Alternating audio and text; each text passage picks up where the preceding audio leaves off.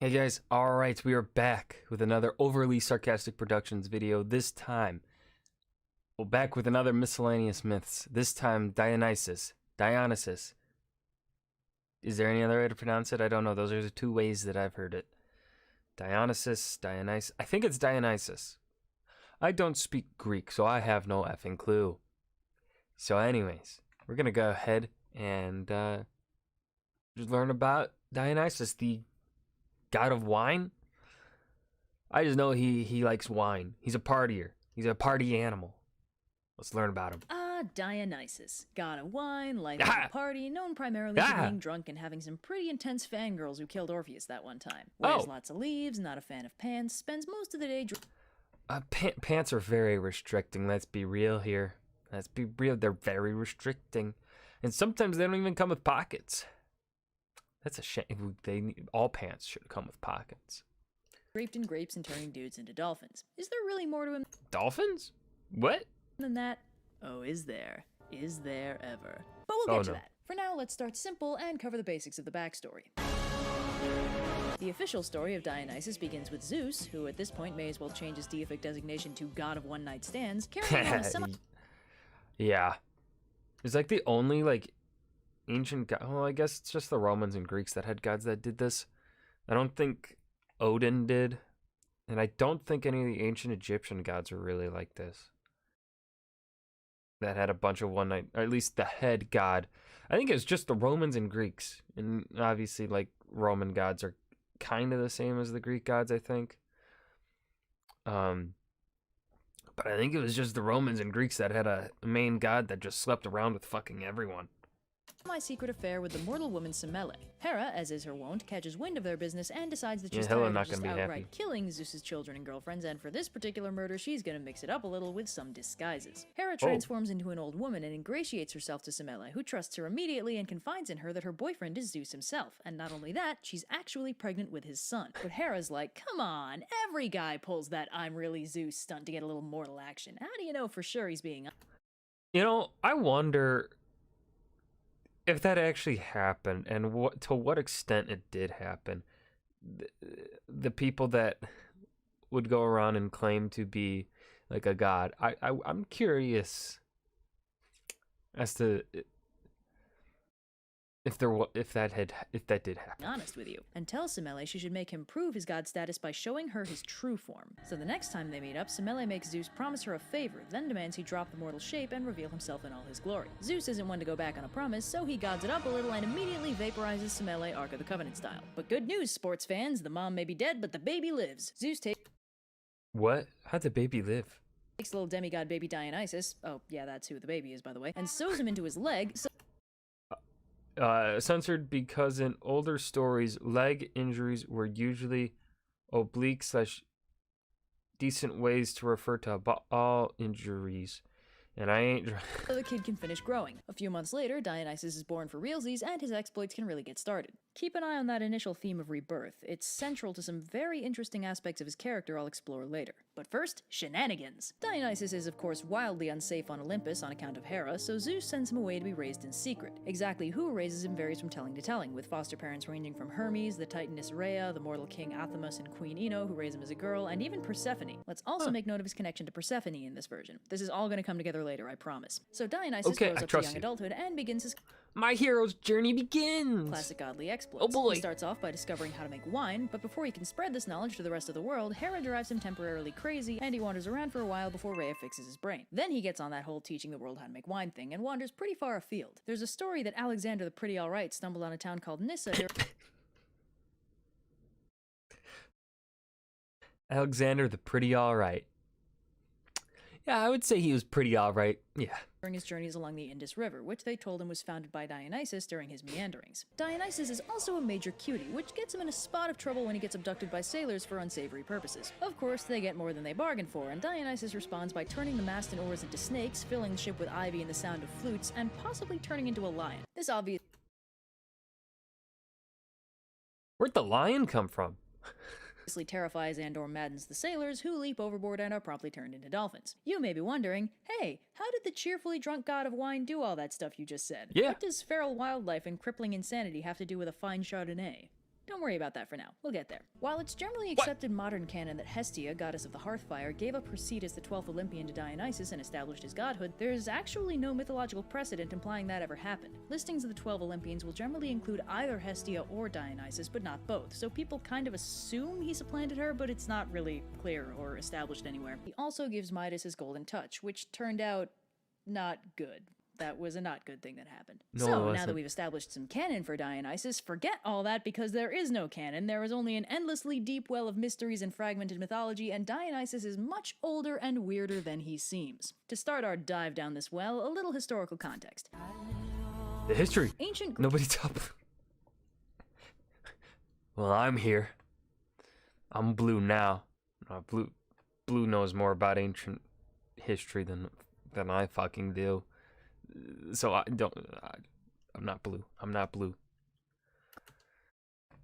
Greece, as we generally conceive of it, got going around 700 BC. Before that, the civilization in the area was Mycenaean Greece, which existed between 1600 and 1100 BC. After it fell apart in the late Bronze Age collapse, there were a few centuries of Dark Ages where nothing really got written down, and then city-states started popping up and Greece got its act together over the course of a couple hundred years, starting around 900 BC. Mycenaean Greece and ancient Greece had a pretty interesting dynamic, since although they were, practically speaking, different cultures, ancient Greece really seems to have thought of itself as a successor to Mycenaean Greece. Classics Yes. like the Iliad and the Odyssey were written in the 700s BC, but explicitly set in the legendary past of Mycenaean Greece. So it's Oh. like ancient Greece squared. There was also linguistic rollover. Mycenaean is considered an early form of Greek, but was written in Linear B, a syllabic script which was replaced around 900 BC by the basically modern Greek alphabet, which in turn was derived from the Phoenician alphabet. Anyway, this is important because the majority of the Hellenistic pantheon originated in Mycenaean Greece, and we know this because we What? found their names in Linear B and Poseidone. Cytopotinija. Atamito. Are. Apaitijo. Emahaha. Imaha. Daiwonuso. my pronunciation is so bad. inscriptions. Dionysus is one of those gods. In most cases, we know very little about what roles they played in the Mycenaean religion, although they seem very different from their classical Hellenized characterizations. Poseidon, for example, seems to have filled the role of head god, and he was treated more as a god of earthquakes than a god of the sea. We do know that the Mycenaean religion seems to have put a stronger focus than Hellenism did on worshipping chthonic gods, deities with connections to the underworld, and that Poseidon's Earthshaker epithet designated him as a chthonic god and might have been why he was considered so important, while Zeus, in contrast as a sky god, was barely acknowledged. There's also, fun fact, no Mycenaean equivalent to Hades, although Persephone and Demeter are both Mycenaean in origin. Anyway, regardless of who they used to be, by The one with the silly hat, ocean god. The one with the plants, dumb war god, smart war god. Those I don't think you guys can see. They're behind my face. Handles all things chthonic, moon, sun, the ugly one, shipper, and queen. Poor man, the ugly one, that's so mean. By the time ancient Greece as we think of it got going and we started getting written records again, all those old Mycenaean gods were pretty solidly locked into their new Hellenized characterizations. Poseidon got nerfed and sidelined and had his chthonic connections minimized, chthonic gods in general were shunted to the background, sky god Zeus got to be the most important dude on the block, and everyone adjusted pretty quick. Well, everyone except for Dionysus. Why was See, Dionysus here's the late? thing. In the early days of ancient Greek historical analysis, everybody knew that Dionysus was a latecomer to the pantheon, although exactly how late is hard to pin down, but What nobody about really knew refreshments? why. Before Linear B was deciphered, the theory was that he was an import god, since a lot of his documented myths had him coming to Greece from somewhere else, or wandering far afield before returning. But after gasp. finding his name in Mycenaean Greek inscriptions, that False alarm, guys. He was totally there the whole time. Dang it. All right. New theory. theory went out the window and a replacement was proposed, that Dionysian worship Why?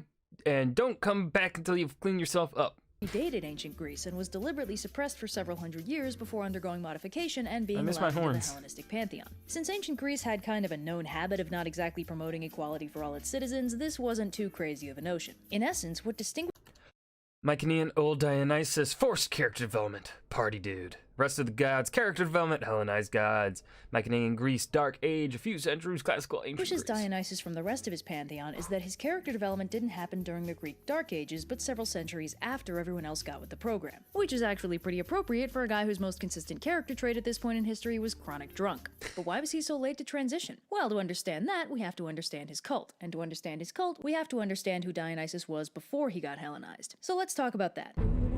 Who was First Dionysus of all, let's before he define was some names. cool? Before he got, and that we have to understand his cult. And to understand his cult, we have to understand who Dionysus was before he got Hellenized. So let's talk about that. Yeah, Dionysus before he was cool. First of all, let's define some names. Dionysus is usually God of wine, child of Zeus and Semele. Smelly. Primary characterization, party dude. Young, semi-androgynous. Hellenized, god/Olympian. Loved by later kings post-Alexander. Has Madden followers. Menades? Throws rad parties, bro. the name used for the Hellenistic Throws the characterization raddest we've already parties. established. Orphic Dionysus is Orphic Dionysus, more of a death rebirth god, child of Zeus and Persephone. Isn't Persephone like really closely related to Zeus? I forget. Worshipped exclusively in Orphism, but seems to draw heavily from the Mycenaean original. Much more focus put on his frenzy and madness themes. Central theme, his ability to enter and leave the underworld. Dies young and is reborn. Has horns. Cool, right? the That's pretty scary rad. older version embraced by the religion of Orphism, a characterization that puts the focus more on themes of death and rebirth. These two have notably different backstories. Confusing matters, Orphic Dionysus has been a Zagreus. Oh, hey, there's a video game called Hades, and you play Zagreus. Largely unknown, fragmentary references / unexplained epithets, son of Hades and Persephone, called highest of the gods at least once, later used as an epithet for Orphic Dionysus Zagreus, unclear if he started as a standalone entity, definitely an underworld god, sometimes conflated with Hades. equated with another figure called Zagreus, and it's unclear whether this was a later syncretism or an early case of multiple names for one god. Orphism, side note, was a 6th century BC religion that basically boiled down to an attempt to understand life and death. It mostly worshipped gods or figures that entered the underworld and left alive, like Orpheus, hence the name Orphic. Other noteworthy figures of worship included Persephone, for fairly obvious reasons. But working from this definition, it's unclear why Dionysus would have caught the attention of a cult focused on death and rebirth when it seems like the farthest we can stretch his characterization at this point is drunk and rowdy. What connection did Dionysus have with the underworld that would cause an Orphic cult to favor him? Let's talk about an older story of Dionysus' birth. The first That guy difference would just keep between going back Orphic in time. Dionysus and plain vanilla Dionysus is that he's the son of Zeus and Persephone, while in older fragmentary myths, Zagreus is instead the son of Hades and Persephone. Whichever way the parentage swings, Orphic Dionysus is slated to inherit Zeus' status as king of the gods, which enrages Hera, who gets a bunch of titans to murder baby Orphic Dionysus by ripping him apart and eating him. Athena saves his heart, and with Zeus' What the fuck is with the Greeks and eating their own, like, family members? What the fuck? help gets him reborn, either by doing the leg implant thing again or sticking the heart was into Semele disturbing. so she can grow a baby around it. Either way, Orphic Dionysus gets reborn after being ritualistically shredded and gets on with the whole being a god thing. This myth predates Orphic Dionysus predates plain vanilla Dionysus and has elements that appear Mycenaean. his Semele parentage and possibly Hold on, yeah, I died one time, no big. I thought I died once. Turns out that's just what happens when you make daiquiris with Hephaestus' special stash. What? Hephaestus? He's got daiquiris? predates ancient Greece overall, since the Mycenaean characterization also featured this theme of dying and being reborn early in life. It handily contextualized This explains the theme of rebirth, why Persephone sometimes raises him, also why his followers dismember people. They what?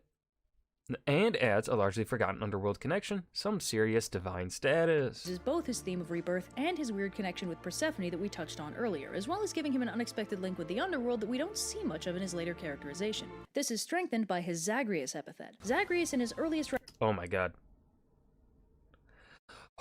Everything we know about Zagreus. Mistress Earth and Zagreus, highest of all the gods.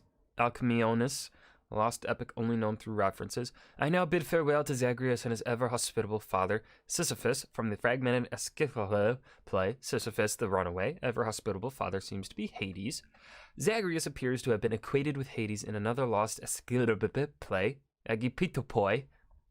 I'm butchering these names on purpose, because I don't know how. Pure is the life I have maintained since I became a herdsman of nocturnal Zagreus after performing feasts of raw flesh. The chorus in Euripides' fragmented plan Cretes. 400 BC. references isn't explicitly connected with Dionysus, but he is strongly linked with Hades and the underworld in general. In his earliest references, from around the 600s BC, it's not even clear if he and Hades are different entities, and he's hugely important in the underworld hierarchy. Zagreus is a standalone Attention, entity, I am seems now to have also been a this very dude. important chthonic god, and by appending his name to Dionysus, Dionysus inherits his strong underworld connections. Going back as far as we can, Oh my god. So much reading. Mycenaean Dionysus. Very limited information. Much of this is extrapolated from early classical ancient Greek characterizations. Theme of death and rebirth, due to dying and being reborn. Son of Zeus, mother unclear. Abandoned young, raised by nature. Has a wine cult. Very important! Exclamation point.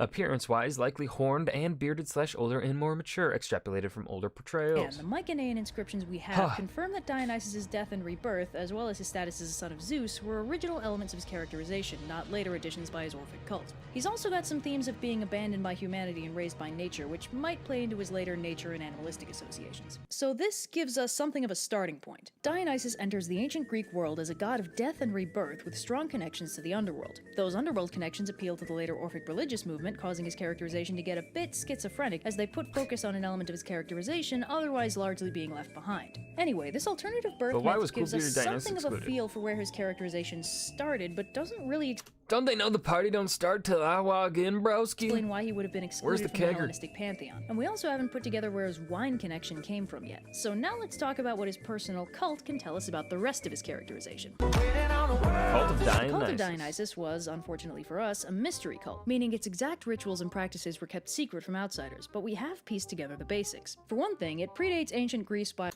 Maybe existed? Definitely existed a here. wide margin, and might even predate Mycenaean Greece in one form or another. It also most likely started off less as a Dionysus cult and more as a wine cult, worshipping the Yeah. state of intoxication and the liberation from societal inhibitions that came with it, because wine predates Mycenaean Greece and consequently Dionysus, and the wine cult is very focused on wine and the effects thereof, with the Dionysian aspect almost seeming secondary. It's even possible that the wine cult originated around the same time wine did, aka 6000 BC, making it very old. Old as balls. If this is true, it also probably originated in this place called the Zagros Mountains, which, yes, does sound a lot like Zagreus. This would be a Yes. really convenient etymological link if the Zagros, one of the physical birthplaces of wine. Zagreus, mysterious epithet of Dionysus, god of wine, who's one of the source for the two other. words were actually connected, but sadly Nope. they Oh, god damn it. Zagros derives from Sigarthians. Zagreus is Greek for are not. great hunter. Still a neat coincidence. Anyway, if this theory holds, the cult Frickin' probably followed coincidences. wine export routes to wind up in Egypt and then Minoan Crete, and then Mycenaean Greece where it scooped up Dionysus and made him its own. Really, for our purposes, it doesn't matter where or when the wine cult started, just that it wound up in Mycenaean Greece one way or another. The short of it is, a wine-centric cult popped up in the area, and one way or another, Mycenaean Dionysus got wrapped up into it, turning it into a localized Dionysian cult, and potentially affecting his early Mycenaean characterization to incorporate the invention of wine in the first place. We don't really know, though, since the records are limited, and to a certain extent we're playing around in the recordless Dark Ages, but it would make sense. So by the time the Dark Ages wrapped up, the cult of Dionysus was firmly established and centered on the Dionysian Mysteries, which was this ritual that predominantly focused on getting crazy stupid high. Whoa, Oh, hell yeah. Dionysus, the 70s called. They want to know if they can borrow some of your stash. See, intoxication was at this point considered a form of possession by Dionysus' spirit, which in turn Huh. allowed the cult members to theoretically tap into his divine power, along with the primordial inhibitionless subconscious mind that Dionysus' madness could release. There was also some pretty hefty symbolism linking the transformation of living grapes into fermented wine with Dionysus' transformative rebirth. Anyway, the whole point was liberation, catharsis, and a connection to the divine, as well as drunken insanity, crazy music and dancing, and symbolic recreations of Dionysus' death and rebirth.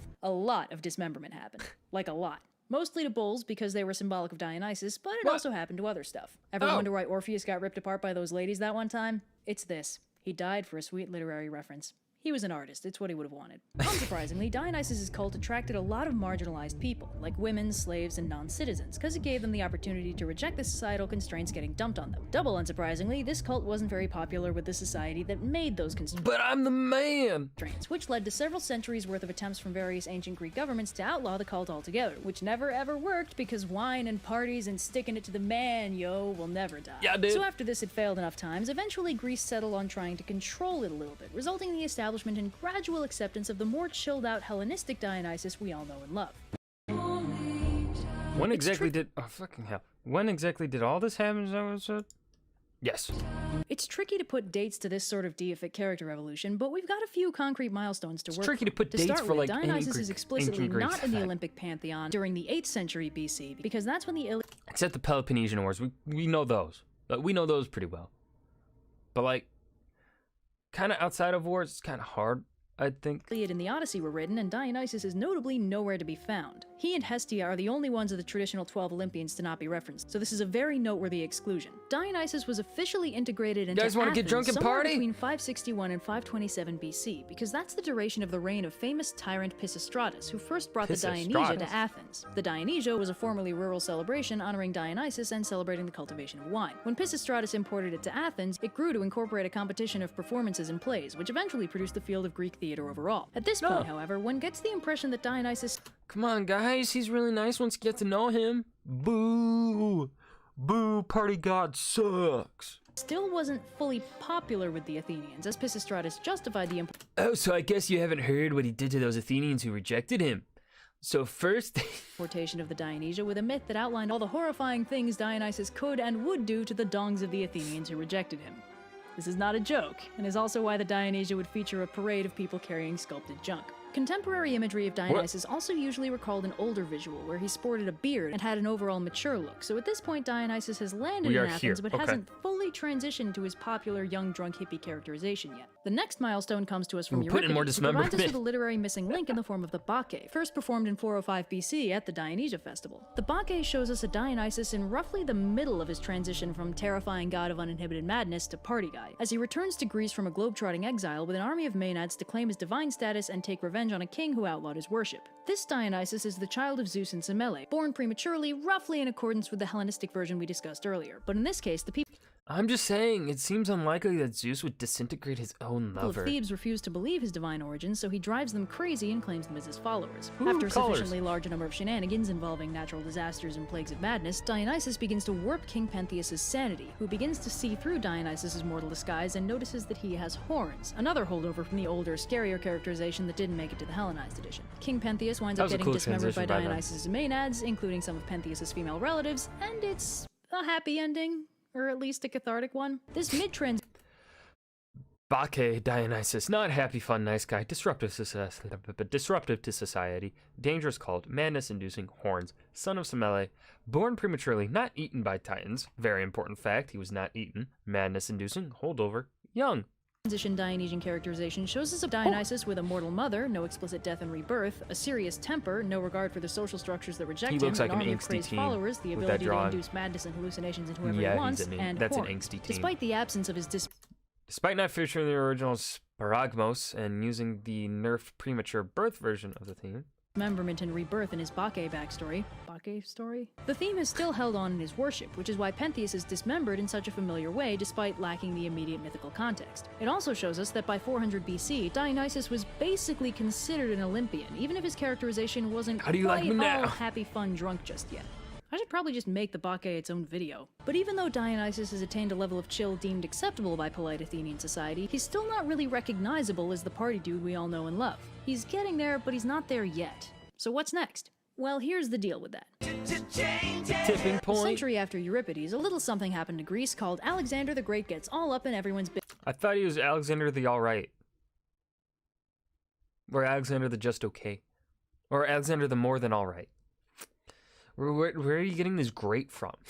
During which time Alexander the Alright conquered his way through there it Persia, is. the Levant, and Egypt, radically expanding the ancient Greek world and paving the way for centuries of luxury for the kings that ruled this expanded Hellenistic world. These kings focused on two things and two things only: power and parties. And wouldn't you know it, there was an Olympian all set and ready to embody Yeah, both party. of those things. Post the 300s BC, Dionysus' popularity exploded as the ruling class began embracing his extravagance and unrestrained party vibe, with the convenient undertone that Dionysus had been characterized as a conqueror for the past couple centuries, leading these kings to embrace his image even more strongly. Some of them even acted like they were Ptolemy the First, a general under Alexander turned pharaoh of Egypt, portrayed himself as Dionysus in this sculpture, and many of his successor pharaohs took the name Dionysos as one of their epithets. Dionysus was exceptionally popular with the Ptolemies. Dionysus, Oh, I but did like not know that. That's incarnated neat. or something. A cult that had previously belonged largely to marginalized communities that threatened the ruling class was suddenly being embraced by that ruling class because, frankly, the cult of Dionysus threw Got the injured. best parties. And what with all the wealth and power they had to throw around, the Hellenistic kings didn't really want to do anything but party. And with that, Dionysus completes his transformation from death god to party animal. Thanks to the nationalization of his cult during the Hellenistic period, Dionysus, or Bacchus as he was commonly called at this point, settled into his recognizable modern-day characterization, leaving the majority of his more alarming character traits behind. But this goes a long way towards explaining the lingering idiosyncrasies in his characterization. Dionysus probably had one of the most radical transformations in the entire pantheon, and while the toned-down recognizable version was mostly chill, he never completely lost the old-school death and madness god he used to be worshipped as. To torture a metaphor, both Dionysus and Greek wine were watered down for potability, but that didn't make them lose their inherent intoxicating properties. This also goes a long way to explaining why a pantheon of gods with concepts as big as war and wisdom and the entire ocean would bother having a god on the prayer roll whose entire job was being drunk. Closing time. I went into the script like, Dionysus, I already know all his myths. This will just be a short filler video while I work on my longer projects. Oh, this was a long video from them. Oh, how wrong she was. Pro tip, if something in mythology looks simple and clear-cut, it's a trap. It's always a trap. There's thousands of years of context just waiting to strike and confuse everything. Yes, that's history. That's history. Turn all of the lights on over every boy and Dionysus is not a word I feel should ever require pluralizing, and yet during the creation of this video I found myself saying Dionysi multiple times. It felt so wrong. It sounds so wrong. Sorry about the low energy delivery on this song. I'd lost my voice for about a week before recording and had to concentrate to hit the note. That's her singing? Oh, she's a good singer. I didn't know this. She's a good singer, man. Dang. Alright, that's the Patreons, and that's all the information on Dionysus. Whew, boy. I didn't know he was god of death. I didn't know he was in any way related to Zagreus, or at least the myth of Zagreus and Dionysus are kind of related, if not maybe they might be the same person. I did not know that. That's neat. Actually, let's find an ending image of... There we go. This will be the image we end on. Yeah, that was a damn good video. Oh, I love Overly Sarcastic Productions. They don't miss. All their videos are high quality. Chef's kiss. This one was great. I enjoyed this one a lot. I think let's see, did I enjoy this one more than the last Miscellaneous Myths? I don't think so. I think I preferred the other one. No, this one was pretty good. I don't know. I don't think I laughed as much during this one, though. But that's okay. I enjoyed it a fuck ton. I love this. I love Overly... I can't say anything negative about it. I can't think of anything that maybe needed to be expanded upon more. They covered all the information. I learned things because I'm not an ancient Greek historian. I know a decent bit about ancient Greece. I have a decent understanding. But it's obviously not my forte. Like, I would say I could do some reasonable discussions on ancient Greece. I've done it in the past in older videos, but definitely not something I know a lot about. But I love Greek mythology. It's really cool. My second favorite kind of mythos. My first favorite mythos, of course, being Norse myth, because I'm an Anglo-Saxon geek. So yeah, that was Miscellaneous Myths, Dionysus. I hope you guys enjoyed. Remember to hit that like button and subscribe for more. Leave a suggestion down below for what you want to see me react to next, and I will see you guys in the next video. Peace.